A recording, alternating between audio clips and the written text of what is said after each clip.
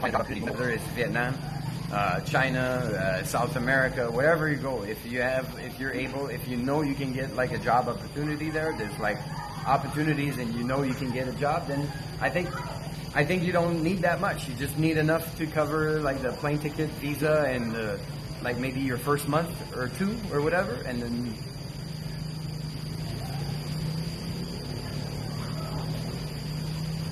Tater, what's up? What's your favorite country you've traveled to so far? I don't really have a favorite country. Sorry, it's a bit boring. It's a bit of a boring answer. I'm sorry, but yeah, no favorite country. I really had a great time in Vietnam so far. I had an amazing time in Cambodia. I love Japan. I love China. I would say, okay, if I had to say one, I would say Benin in West Africa. But maybe it was because of where, like, at what point it was in my life or something like that. You know, it was, my first experience living abroad, and it was really far out of my comfort zone and really far out of anything I knew. So it was very, very strange and very interesting. So I think that was like probably the traveling experience I could say that marked me the most. Yeah, they speak French in Benin. In Cotonou, a lot of them speak French. If you start going to the countryside, then they have a bunch of different dialects. They don't even all understand each other. Within such a small country, they don't understand. They don't all speak the same language. Most of them will be able to speak Fon. Fon is like the official language of like the government. So kids will learn it, even in some countrysides where they're from a different tribe and it's not their native tongue.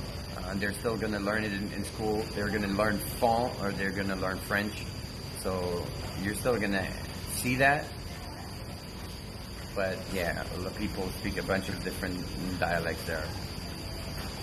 A bunch of different tribes. I went to the coronation of a new king in a small kingdom in the middle of Benin. But it's a kingdom, like, because the African kingdoms existed before the existing borders of the countries we know now, because those countries were kind of created by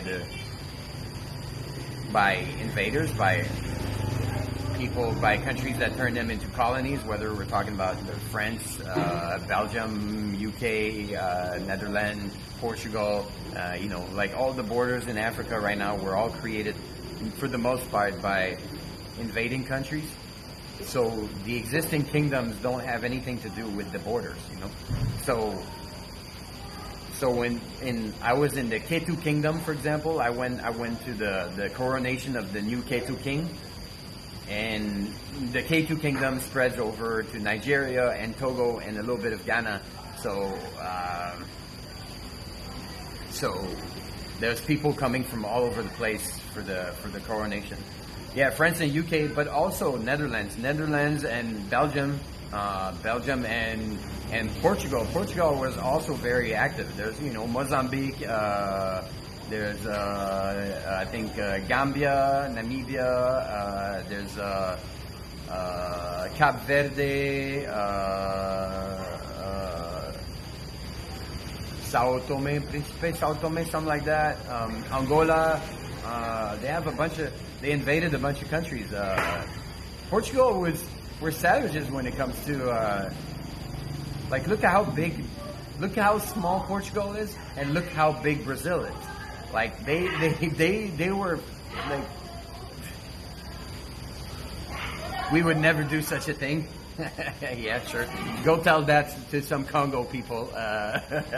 Finally. Yeah, Portuguese were not messing around. The thing is, like, Portuguese were like in terms of conquistadors, they were hardcore. Like they did crazy massacres in Brazil, Yeah, even Macau, yeah.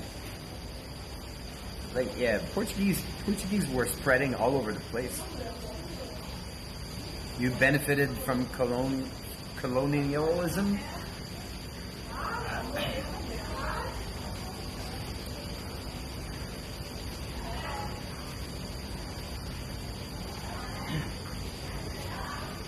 I got citizenship in HK before '97.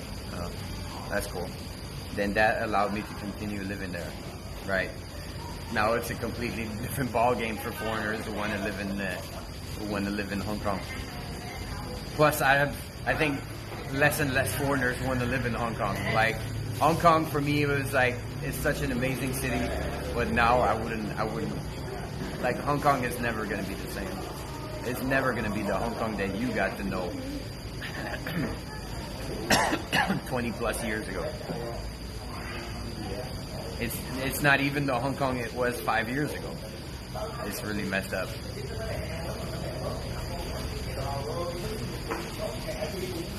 Yeah. Anyways.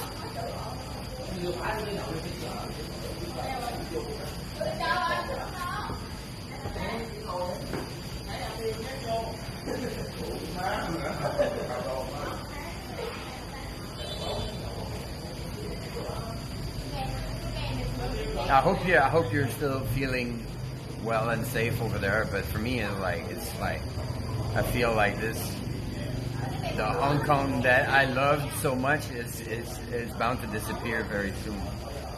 This kind of hectic mix of people and the open-mindedness and everything is like all getting shut down like slowly, progressively. Probably. Hey, guys, I'm seeing some weird crustaceans here. Let me just take you to look at those seafood. It's sad that it's disappearing. It is very sad. It is very sad. Let me show you something. There's like some crustaceans that I've been looking at for a while now, and I was like, I know those, but I didn't know we could eat them, and I didn't know we could find them here. But look at this. Those are prehistoric. I forgot the name of those, but I didn't even know we could eat those.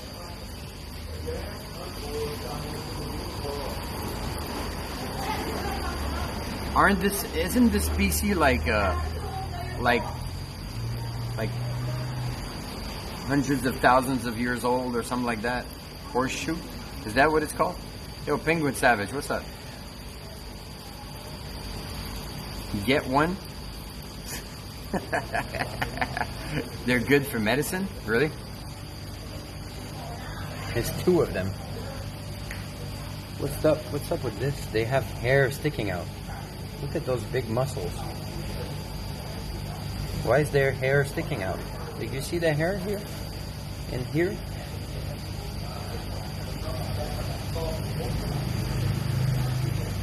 Did they add this hair or look inside? Oh, it looks beautiful inside. Kind of looks like horseshoe crab. I don't know if those are. I know you can. My dad was saying that he was chasing those when he stayed in Florida when he was a kid. Like those would get around. I don't know what they are. Finally, we need to get Globic.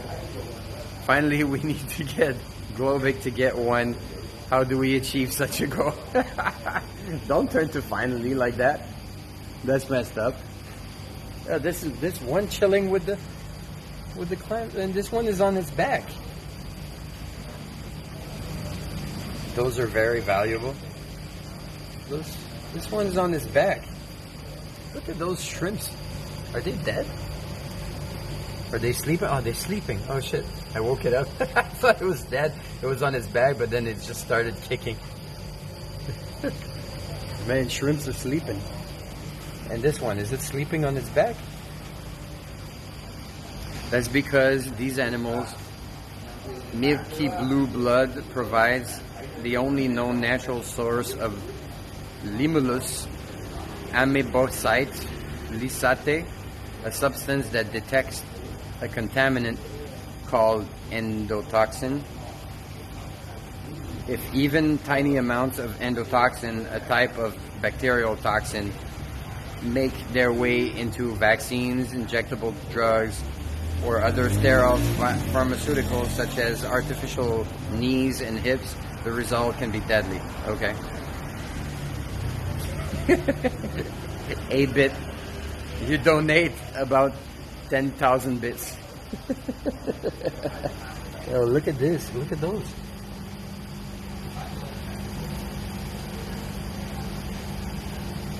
Those are really cool looking.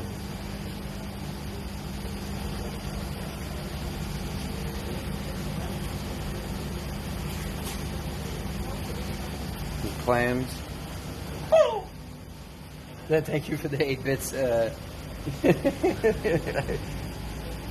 8-bit. Thank you for the 8 bits, 8-bit. We got more snails. Oh, those are partying. There's one that's partying there on top. Here you got some big ass shrimps.